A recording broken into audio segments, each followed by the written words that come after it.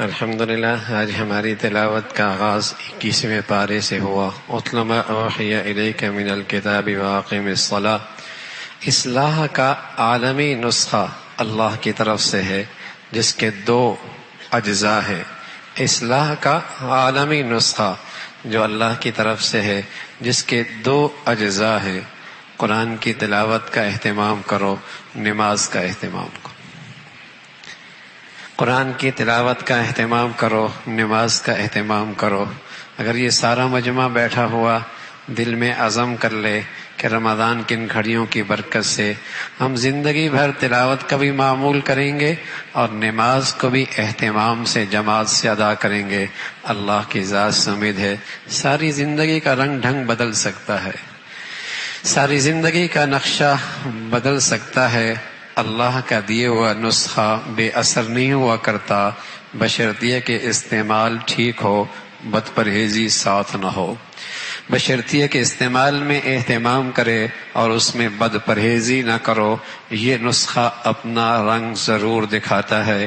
اللہ کے نبی فرمایا کرتے تھے تلاوت کیا کرو، دل میں رقت آئے گی، رقت آئے گی، اس میں خشیت آئے گی، اس میں خشیت آئے گی، اس میں ایمان کا نور بڑھے گا، ایمان کا نور بڑھے گا۔ اتل ما اوحی، پتہ نہیں کیا گندگیاں ہر وقت ہاتھوں میں آ گئیں، آنکھوں کے سامنے اسکرینوں پہ آ گئیں، ہر چیز دیکھنے کا وقت ہے لیکن تلاوت قرآن زندگیوں سے نکل گیا، گھروں سے نکل گیا، معمولی ختم ہو گیا۔ مہینوں نہیں سالوں گزر جاتے ہیں۔ یہ کیسا مسلمان ہے اس کی زندگی میں تلاوت کوئی نہیں، یہ کیسا گھر ہے اس گھر میں قرآن کی تلاوت کوئی نہیں، یہ کیسا مسلمان ہے اس کی زندگی کے اندر قرآن کا وظیفہ کوئی نہیں۔ اتل ما اوحی الیک من الکتاب واقم الصلاۃ، اللہ کی طرف سے ہے، قرآن کی تلاوت کا اہتمام کرو، نماز کا اہتمام کرو۔ نماز میں یہ طاقت اور قوت موجود ہے، نمازی کی زندگی سے اللہ کی نافرمانی نکل جاتی ہے۔ اللہ کرے اللہ ہمیں پھر وہ نماز نصیب فرما دے جو میری نافرمانی، میرے اور میری نافرمانی کے درمیان رکاوٹ بن جائے۔ اللہ کرے مجھے وہ نماز مل جائے جو میرے اور میری نافرمانی میں رکاوٹ بن جائے۔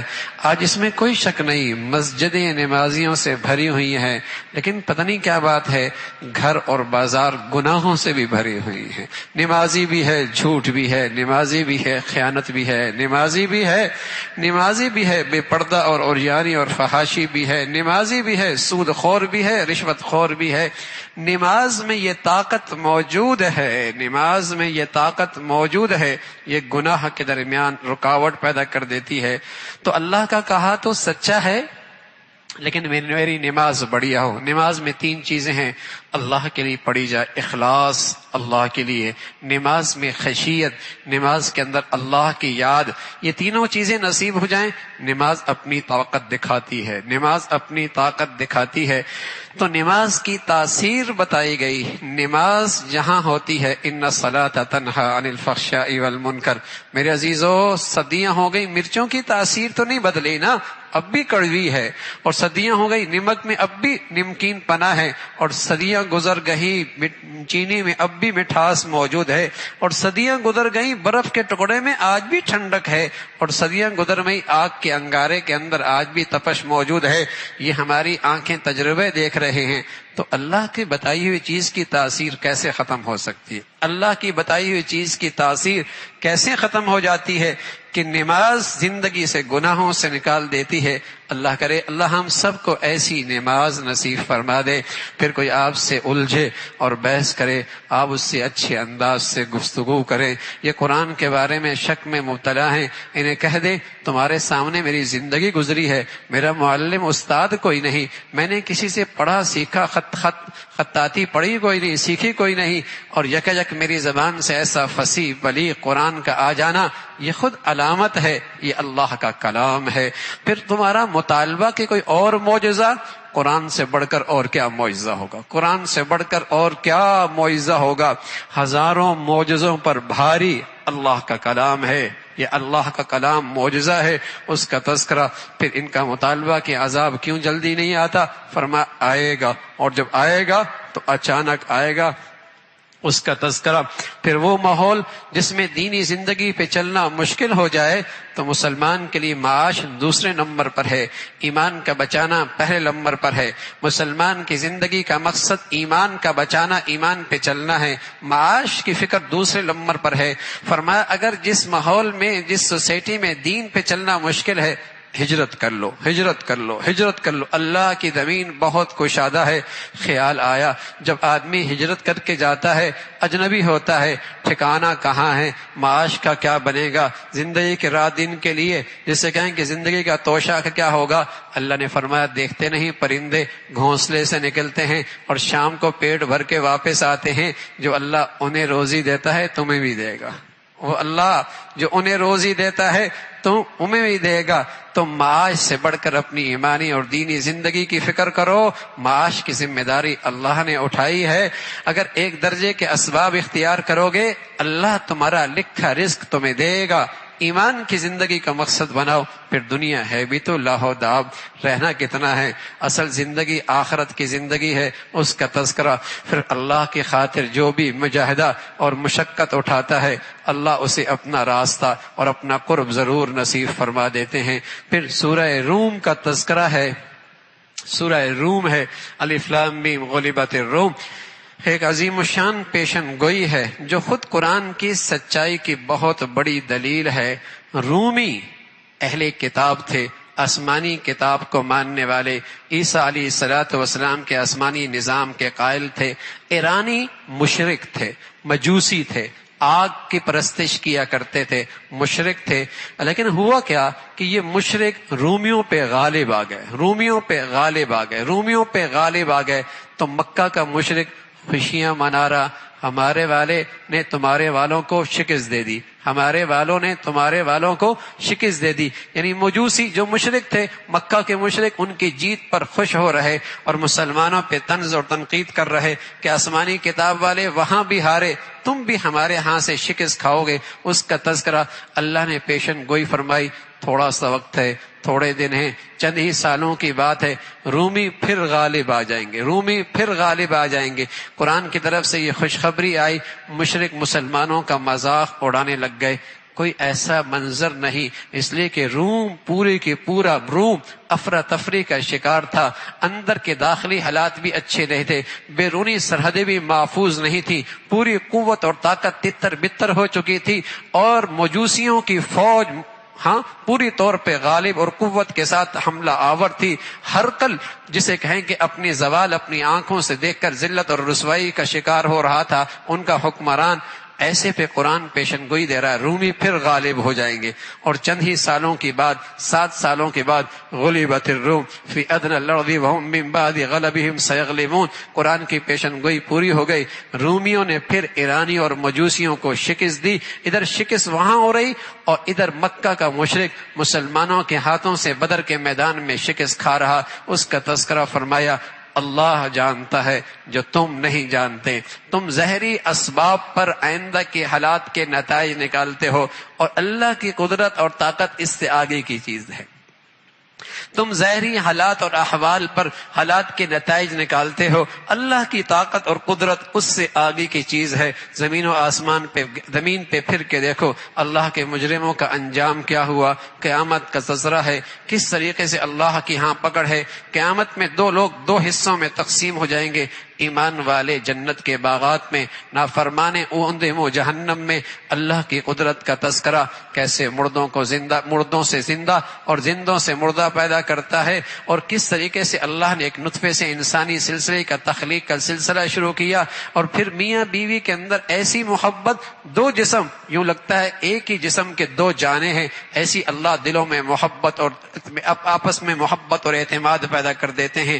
اللہ کی قدرت، آسمان سے بارش کا اترنا، خوشخبری کا ملنا اور آنے والی بارش کا جسے کہیں کہ آگاہی ملنا، اس کا تذکرہ فرمایا.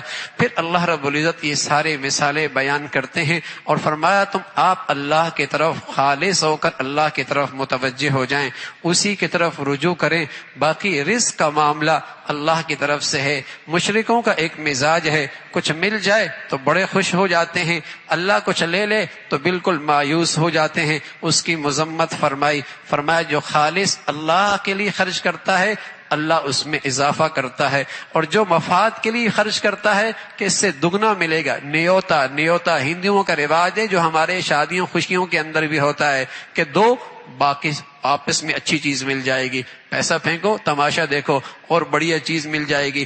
اس کی مذمت فرمائی۔ پھر زمین و آسمان کا سارا نظام انسانی اعمال کی بنیاد پہ چلتا ہے، جیسے بدن سے نظام زندگی نکلتی ہے ویسی اللہ حالات لے کے آتے ہیں آسمان سے اور زمین کے حالات بنا دیتے ہیں۔ اس کا تذکرہ، اللہ کی قدرت، اللہ کی طاقت، اس کا نظام، انسان اپنی تخلیق پہ غور کرے۔ کمزور تھا، کمزوری پہ کمزوری، پھر اللہ نے اسے طاقتور بنا دیا، پھر بوڑھا اور پھر بڑھاپا اور پھر طاقت زندگی سے پھر جسم سے نکل گئی۔ یہ اللہ کا نظام ہے، کس طریقے سے اس کی زندگی پر یہ مختلف ادوار آتے ہیں، وہی اللہ ہے، مارنے کے بعد دوبارہ زندہ کرنے والا۔ سورہ لقمان ہے، ابتدا میں اللہ کے کلام کی عظمت کا تذکرہ ہے، ایمان والوں کا جو نماز قائم کرتے ہیں، اللہ کے راستے میں خرچ کرتے ہیں، اور ان کی مذمت جو لاہ و لعب کے اندر زندگی گزارتے ہیں، دوسروں کو غفلت میں ڈالتے ہیں، ان کی مذمت فرمائی۔ حضرت لقمان حکیم نبی تو نہیں تھے، حکیم ایسے تھے، اللہ نے ان کو ایسی حکمت عطا فرما دی تھی کہ ان کی حکیمانہ گفتگو قرآن میں بھی حدیث میں بھی اس انسانیت کی رہنمائی کے لیے بہت بڑا سرمایہ بن گیا۔ اللہ نے ان کی زندگی کا ایک نقشہ قرآن میں بھی ذکر فرمایا ہے۔ اپنے بیٹے کو نصیحت کر رہے اللہ ہر ماں باپ کو آج بھی اپنی اولاد کی تربیت اور تعلیم کے فیصلے صحیح کرنے کی توفیق نصیب فرما دے۔ اولاد زندگی کا بہت بڑا سرمایہ ہے اور آخرت کا بہت بڑا صدقہ جاریہ ہے اور زندگی کے لیے بہت قیمتی دولت ہے، لیکن آج وہ دنیا کے چند ٹکوں کی خاطر ضائع ہو رہی ہے، نہ اللہ کی بنتی ہے نہ ماں باپ کی بنتی ہے، اللہ کی بھی نافرمان بنتی ہے اور ماں باپ کے لیے بھی دکھی اور بے سکونی کا سامان بن رہی ہے۔ اس لیے کہ ہم نے اولاد کے حق فراموش کر رکھے ہیں، اولاد کے حقوق جو ماں باپ اور بڑوں پر ہیں انہیں فراموش کر رکھا ہے۔ ایک سعادت مند باپ اپنے بیٹے کی تربیت اور تعلیم کے لیے کیا بول رہے ہیں، اس کے کہنے لگے بیٹے یا بنیا لا تشرک باللہ، سب سے پہلے اللہ کا تعارف، اللہ کی بڑائی، اللہ کی عظمت۔ بیٹے اللہ کے ساتھ کسی کو شریک نہیں، کوئی معبود نہیں، کوئی حاجت روا نہیں، کوئی مشکل کشا نہیں، کوئی مسجود نہیں، کوئی معبود نہیں، کوئی مطلوب نہیں، کوئی محبوب نہیں، لا الہ الا اللہ، اکیلا اللہ کی ذات، اکیلا اللہ کی ذات ہے، وہ حاجت روا ہے، مشکل کشا ہے۔ حالات سنوارنے پہ آئے کون بگاڑ سکتا ہے، اور وہی رحمت کا ہاتھ اٹھا دے کون زندگی سنوار سکتا ہے۔ ایک اللہ کی ذات ہے۔ بچے کے دل میں باپ اللہ کی عظمت بڑائی ایسی بٹھا دی، اللہ نے بیچ میں تلقین کر دی، اولاد کے ذمے ہے ماں باپ کے ساتھ حسن سلوک کرنا، اچھا برتاؤ کرنا۔ ماں نے بڑے بوجھل جسے کہیں کہ تکلیف کے ساتھ اس کو جسم میں پیٹ کے اندر اٹھایا اور پھر بڑی تکلیف کے ساتھ اسے جنا اور بڑی مشقت اس کی تربیت میں اٹھائی۔ اس کا تذکرہ ماں باپ کا بھی اولاد پہ حق ہے، اس کا تذکرہ۔ پھر اگلی نصیحت باپ کی، یا بنیا انہا ان تک مثقال حبۃ من خردل، اے بیٹے محتاط زندگی گزارنا، دنیا کی نظریں تجھ پہ نہیں، دنیا کی قانون کی رسائی تجھ پہ نہیں، اور دنیا کی کسی طاقت کی تجھ تک رسائی کوئی نہیں۔ خیال رکھنا اللہ تو دیکھ رہا ہے، تو خلوت میں ہے، تنہائی میں ہے، پہاڑ کے اوٹ میں ہے، سمندر کی تہ میں ہے، فضا میں ہے، اللہ دیکھ رہا ہے، بڑا باخبر، بڑا باریک واں، سب کچھ دیکھ رہا۔ اے بیٹے نماز کا اہتمام کرنا۔ کہاں آج کے زندگیاں اور کہاں اس ماں باپ کی، اس باپ اور بیٹے کی یہ باتیں، اس باپ اور بیٹے کو یہ نصیحتیں، کہنے لگے بیٹے اقیم الصلاۃ، نماز کا اہتمام کرنا، برائی کے راستے میں رکاوٹ بن جانا، برائی کے راستے میں رکاوٹ بن جانا، نیکی اور خیر کا سفیر بن جانا۔ اے بیٹے، برائی کے راستے میں رکاوٹ بن جانا، نیکی اور بھلائی کے راہ میں سفیر بن جانا، خیر کا داعی بن جانا، ہاں ہے بڑی ہمت کی بات، بڑے حوصلے کی بات۔ عقیدے کی بات کر دی، عبادت کی بات کر دی، دعوت کی بات کر دی، اور پھر اخلاق سنوارنے کی بات کی۔ تکبر نہ کرنا، تکبر نہ کرنا، چلانا نہیں، چیخنا نہیں، جھنجھلا نہیں، عاجزی، انکساری، تواضع، اولاد کی تربیت، اخلاق، اخلاق بہت شخصیت بناتی ہے، اخلاق شخصیت بناتی، اخلاق سے آدمی دلوں کا بادشاہ بنتا ہے، دلوں میں محبوبیت ملتی ہے، اخلاق سے دلوں میں محبوبیت ملتی ہے۔ باپ اپنے بیٹے کی تربیت کر رہا، پھر اللہ کی بڑائی، اللہ کی عظمت کا تذکرہ، زمین و آسمان کا پیدا کرنے والا اکیلا اللہ کی ذات ہے۔ مشرک بھی جب مصیبت میں پھنستا ہے اکیلے اللہ کو پکارتا ہے، لیکن جب نجات ملتی ہے جیسے اللہ کو پکارا ہی کوئی نہیں، اس کا تذکرہ۔ لوگو اللہ سے ڈرو، قیامت کا دن آنے والا برحق ہے۔ ایک وقت ہے جس کا علم سوائے اللہ کے اور کسی کے پاس نہیں ہے، وہ جانتا ہے قیامت کب آئے گی، بارش کتنی اور کب ہوگی، ماں کے پیٹ میں کیا ہے اور کب کیوں ہے، اور پھر کل تو کیا کرے گا، تیری موت کہاں آئے گی، اس کا علم صرف اللہ کے پاس ہے۔ اس کا تذکرہ۔ پھر سورہ سجدہ ہے، قرآن کی عظمت کا تذکرہ، اللہ کی بڑائی، زمین و آسمان کا یہ سارا نظام، اللہ کا پھر عرش پہ ٹھہرنا، سارا نظام کو اپنی قدرت سے چلانا، پھر قیامت کا تذکرہ، نافرمانوں کی مایوسی اور ذلت اور رسوائی، اہل ایمان کے والوں کے لیے سعادت و عزت کا، سعادت کا تاج، اور پھر اللہ نے ان کے لیے وہ کچھ رکھا ہے پردے کے پیچھے کہ ان کی آنکھیں ہی ٹھنڈی ہو جائیں گی، آنکھیں ہی ٹھنڈی ہو جائیں گی، اور ان لوگوں کے لیے ہے جن کے راتیں قیام میں اور جن کا اللہ کے سامنے کھڑا ہونا اور دلوں میں خوف رکھنا، اس کا تذکرہ۔ پھر حضرت موسیٰ علیہ الصلاۃ والسلام کو اللہ نے تورات دی اور اس کے دشمن کی رسوائی ہوئی، اس کا تذکرہ فرمایا۔ پھر سورہ احزاب ہے، نصیحت اہل ایمان کو اللہ کے نبی کے واسطے سے اللہ سے ڈرنا، کافروں اور منافقوں کے پیچھے نہ چلنا، اللہ پہ بھروسہ کرنا، اللہ نے جو آسمان سے وحی کی شکل میں قرآن اتارا ہے اسے اپنی زندگی کا نقشہ بنانا، اس کے نقشے پہ زندگی گزارتے رہنا، اس کا تذکرہ۔ پھر زمانہ جاہلیت غلط رسم و رواج کا تذکرہ۔ کہنے لگے ہمارے سینے میں 2 دل ہیں، فرمایا دل تو ایک ہی ہوا کرتا ہے۔ ان کے ہاں یہ رواج تھا، ماں اگر بیوی کو یوں کہہ دیتے انت کظہر امی، تو میرے لیے ایسی ہے جیسے میری ماں کی پشت، تو وہ سمجھتے یہ بیوی ہمیشہ کے لیے ان پہ حرام ہو گئی، تو اس کے بارے میں فرمایا کفارہ دے دے گی، تو کفارہ دے دے گا تو اس کی حرمت ختم ہو جائے گی۔ منہ بولا بیٹا، اس کے احکامات کا تذکرہ۔ وہ حقیقی بیٹے کی طرح نہیں ہوتا، اسے اپنے باپ کی طرف نسبت کرنی چاہیے۔ زید بن حارث اللہ کے نبی کا منہ بولا بیٹا، حضرت زید تھے، لوگ کہتے تھے زید بن محمد، حکم آ گیا، اس کے بعد حضرت زید کی نسبت اپنے باپ کی طرف، زید بن حارث کی طرف۔ پھر اللہ کے نبی سے ایمان والوں کی محبت سب سے بالا تر ہے، اور حضور کی ازواج مسلمانوں کی روحانی مائیں ہیں، اور مسلمانوں کے لیے ان سے نکاح کرنا جائز نہیں ہے۔ پھر غزوہ احزاب کا تذکرہ، غزوہ خندق بھی جسے کہتے ہیں، غزوہ احزاب بھی کیسے ہیں۔ ساری کفر کی طاقت اکٹھی ہو گئی، ایک نوزیدہ اسلامی سلطنت کو مٹانے کے لیے سارا اتحاد اکٹھا ہو گیا۔ مدینہ کی یہ سلطنت جہاں بہت تھوڑی سی تعداد ہے، مسلمانوں کی تعداد صرف 3000 کی فوج ہے، اور دشمنوں کی تعداد 10 سے 15,000 کی ہے، اور مدینہ میں رہنے والے یہودی بنو نذیر، بنو قریظہ، وہ بھی اندر ہی اندر ان کے خلاف سازشیں مسلمانوں کے خلاف کر رہے اور مشرکین کی حمایت میں ان کا ساتھ دے رہے۔ اللہ نے اس مارکے کا تذکرہ فرما، اتنی بڑی تعداد جب مدینہ پہ حملہ آور ہوئی، حضرت سلیمان فارسی رحمت رضی اللہ تعالیٰ عنہ ان کے مشورے سے طے ہوا خندق بنا دی جائے۔ خندق کھودی جا رہی ہے، منافقین دیکھ رہے ہیں، اللہ کے نبی ایک چٹان توڑتے ہیں، اس میں روشنی نکلتی ہے، کہتے ہیں یمن کے محلات نظر آ رہے ہیں، روم کے محلات نظر آ رہے ہیں۔ وہ مذاق کرنے لگے، پیٹ پہ پتھر باندھی ہوئی ہیں، قضائے حاجت کے لیے نکلنا باہر ملنا مشکل ہے، اور ان کے خواب دیکھو، ان کے خواب دیکھو، ان کے فتوحات کے خیالات دیکھو، ان کے خیالات دیکھو۔ لیکن اللہ کے نبی تو دیکھتے وہ ہیں، کہتے وہ ہیں جو انہیں اللہ بتاتا ہے۔ اللہ کے نبی تو دیکھتے وہ ہیں، کہتے وہ ہیں جو انہیں اللہ بتاتا ہے۔ اور پھر ایک وقت آیا مسلمانوں کو یہ ساری فتوحات نصیب ہوئی، کفار نے پڑاؤ ڈالا، 1 مہینے تک اللہ کی طرف سے تند و تیز ہوائیں چلی، ان کے سارے خیمے اکھڑ گئے، ان کی سواریاں بدک گئیں، اور ان کے کھانے کی دیگیں فضا میں اڑنے لگ گئیں۔ یوں رسوا اور ذلیل ہو کر وہاں سے نکلے، اور مسلمانوں کو اللہ نے عزت اور حفاظت کے ساتھ محفوظ رکھا۔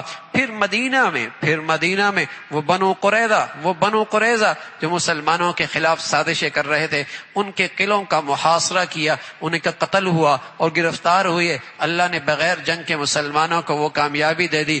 اللہ نے فرمایا، اے ایمان والو اپنی زندگی نبی کی زندگی دیکھو، اے ایمان والو اپنی نبی کی زندگی دیکھو، اے ایمان والو اپنی نبی کی زندگی دیکھو، کس طریقے سے اللہ کا نبی ہے، کس طرح اس کی زندگی ہے۔ آج مسلمان سب کی زندگی کی روٹین جانتا ہے، لیکن نہیں جانتا تو اسے اپنی نبی کی زندگی کی روٹین کا پتہ کوئی نہیں۔ ہاں، اسے چھوٹے چھوٹے بچے کھلاڑیوں کے پورا ریکارڈ جانتے ہیں، معصوم سے بچے ہاں دنیا کے سارے کھلاڑیوں کے ریکارڈ اور ان کی ساری تاریخ جانتے ہیں، لیکن محمد الرسول اللہ کی زندگی کیسی ہے، بچپنا کیسی، جوانی کیسی، صبح کیسی، شام کیسی، گھر کی زندگی کیسی، باہر کی زندگی کیسی۔ ہاں، آج مسلمانوں کی زندگیاں اپنی نبی کی زندگی کو فراموش کر بیٹھی ہیں۔ ذلت اور رسوائی مسلمانوں کی مقدر بن چکی ہے۔ عزت کا راستہ، سعادت کا راستہ آقا مدنی کی خوبصورت زندگی کے اندر ہے۔ اللہ نے اہل ایمان کو پیغام دیا ہے، تمہارے لیے بہترین زندگی گزارنے کا نمونہ محمد الرسول اللہ کی زندگی ہے۔ انسانیت کے لیے اس سے بہتر طرز زندگی ہو ہی نہیں سکتا، انسانیت کی فلاح اور کامیابی کے لیے اس سے بہتر طرز زندگی ہو ہی نہیں سکتا۔ اسی کا تذکرہ فرمایا۔